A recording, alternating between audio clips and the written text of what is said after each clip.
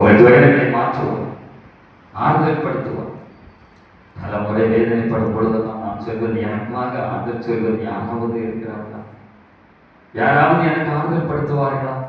சங்கீதம் 4:6 சொல்கிறது, யாராவது எனக்கு சமாதானத்தை சொல்வார்களா என்று தாவீது வேதனையோடு அந்த வார்த்தைகளை பகிர்ந்து கொள்கிறார். நாமும் பல முறை அப்படிதான் வேதனைப்படுகிறோம். எனக்காக பரிதவிக்கிறவர்கள் யாராவது இருக்கிறார்களா? வேதம் சொல்கிறது, மத்திய எழுதின சுவிசேஷம்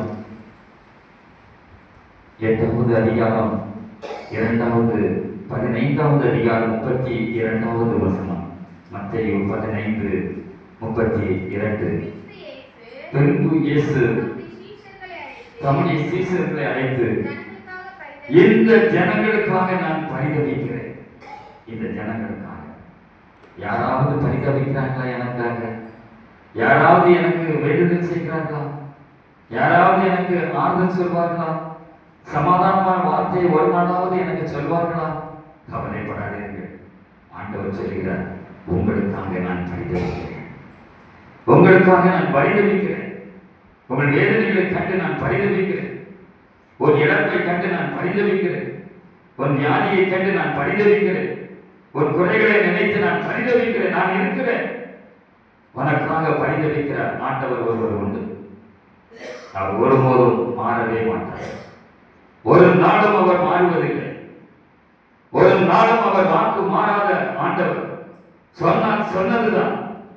உனக்காக பரிதவிக்கிறேன் என்று சொன்னால் சொன்னதுதான். அதை நிறைவேற்றுவதில் அவர் மிகவும் உறுதியாக இருக்கிற தேவன் நம்முடைய தேவன். ஹல்லேலூயா, ஹல்லேலூயா. நமக்கு சொன்ன வாக்கு தத்தங்களை நிறைவேற்றுவதில் அவர் ஒரு நாளும் குறையப்படுவதே இல்லை, மறந்து போவதும் இல்லை.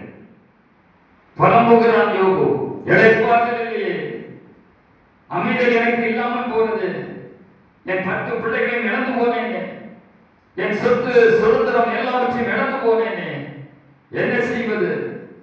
புலம்பி வீதியில் அமர்ந்து கொண்டிருக்கிறான். அப்பொழுதுதான் மீண்டும் ஒரு உபத்திரம்.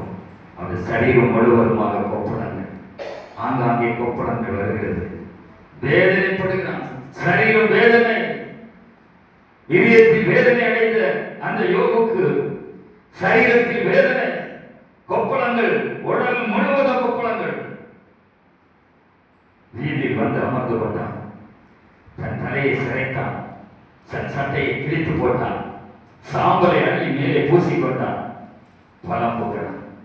யாராவது வந்து என் கழுத்தை நெருங்கி என்னை கொண்டு போட்டால் நலமாயிருக்கும். யாராவது என் ஜீவனை எடுத்து போட்டால் எனக்கு நலமாயிருக்கும். இந்த வேதனை படுவதை விட, இந்த வேதனையோடு நான் வாழ்வதை விட, நான் மறித்து போனால் நலமாயிருக்கும். கதறி புலம்புகிறான். அருமையானவர்களே, நாமும் பல முறை அப்படிதான் புலம்புகிறோம். நான் வாழ்வதை விட, நான் வாழ்ந்து சஞ்சலப்படுவதை விட, நான் வாழ்ந்து மற்றவர்கள் மத்தியிலே கேவலப்படுவதை விட, மற்றவர்கள் நான் தூசிக்கப்படுவதை விட மறைத்து போனால் நலமாய் இருக்கும். தேவன் சொல்கிறார், நானே உன் பரிகாரியாகி கர்த்தர். யாத்திராகம் 15:26 அப்படி சொல்கிறது. அவர் சொல்கிறார், கவலைப்படாதே, நான் உன் பரிகாரி, நான் உனக்கு பரிகாரி. உன் துயரங்களுக்கு பரிகாரம் நான் தான் செய்ய வேண்டும். உன் சஞ்சலத்தை மாற்றுகிற பரிகாரி நான் தான். உன் வேதனைகளை மாற்றுகிற பரிகாரி நான் தான். கவலைப்படாதீர்கள். வேதனையோடு யோபு அமர்ந்திருக்கிறான். தன் சரீரம் முழுவதும் கொப்பளங்கள் வெடித்து சிதறுகிறது. சரீரத்தில் இருந்து ஒரு வகையான நாற்றம். உன் சரீரத்தில் கொப்பளங்கள் வெடித்து சிதறிக் கொண்டிருக்கிற வேளையிலே, ஐயோ, உபத்திரத்தின் மேல் உபத்திரம் எனக்கு வந்தது, நன்மைக்காக காத்திருந்து எனக்கு வேதனை தான் வந்தது, எனவே நான் இருப்பதை விட சாவது நல்லது என்று புலம்புகிறார்.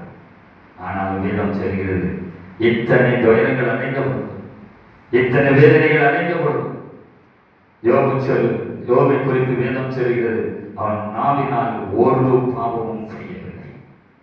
அல்லேலூயா, அல்லேலூயா. ஒரு பாவமும் அவன் செய்யவில்லை. சில சமயங்களில் சின்ன சின்ன வேதனைகள் நமக்கு வரும் பொழுது எத்தனை முறை தேவனை நாம் மறுதலிக்கிறோம்?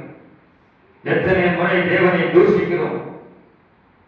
சற்று இளைப்பாறுதல் இல்லாமல் இருக்கும் பொழுது, சரீரத்தில் சுகவீனங்கள் பலவீனங்கள் வரும் பொழுது ஆண்டவரை எத்தனை முறை நாம் தூஷிக்கிறோம், கர்த்தரை வேதனைப்படுத்துகிறோம், அவரை சஞ்சலப்படுத்துகிறோம். வேதம் சொல்லுகிறது, யோபு ஒரு வார்த்தை கூட, ஒரே ஒரு வார்த்தை கூட தேவனை குறித்து குறை செல்லவே இல்லை. ஏன் எனக்கு இந்த பாடல்கள்? அதுதான் அவனுடைய கேள்வி. வேதனையோடு இருக்கும் பொழுது மீண்டுமாய் அவனுக்கு ஒரு பிரச்சனை. யோபின் புஸ்தகம் 2வது அதிகாரம் 9வது வசனத்தை வாசிக்க கேட்போம். அப்பொழுது அவனுடைய மனைவி அவனை பார்த்து, என்னுடைய உத்தமத்தில் இருப்பது என்ன? தேவனை தூசித்து உடைய ஜீவனை விடும், மீண்டும் உபத்திரவம். ஒரு உபத்திரம் வந்தாலே நாம் கலங்கி போகிறோம், அடுத்த உபத்திரம் வந்தால் கலங்கி போகிறோம். யோபுக்கோ அனைத்தையும் இழந்து போனோம். வீதியில் அமர்ந்திருக்கிறான், வீட்டில் இருந்துதான் புலம்புகிறான், தெருவில் இருந்துதான் புலம்புகிறான். அதோடு அந்த உபத்திரம் முடிவடையவில்லை. அந்த மனைவி வந்து மீண்டும் ஒரு உபத்திரத்தை கொடுக்கிறார். நீர் இனி உத்தமத்தில் இருந்து என்ன பயம்? தேவனை தூசித்து உடைய ஜீவனை விடும், அப்பொழுதாவது நாங்கள் நலமாக இருப்போம். பிள்ளைகள் சொல்கிற வார்த்தைகள் சில சமயங்கள், உங்களால் எங்களுக்கு என்ன பயம், உங்களை கொண்டு எங்களுக்கு என்ன பயம்? சில சமயம் மனைவி சொல்வது உண்டு, உண்மை திருமணம் செய்து நான் அடைந்த நன்மைகள் என்ன, உம்மோடு வாழ்ந்து எனக்கு நன்மைகள் என்ன? கணவன் சொல்வது உண்டு, உன்னை திருமணம் செய்ததினால் எனக்கு என்ன பயம்? கலங்கி போகாதீர்கள், கர்த்தர் உங்களை உயர்த்துவார், கர்த்தர் உங்களை உயர்த்துவார்.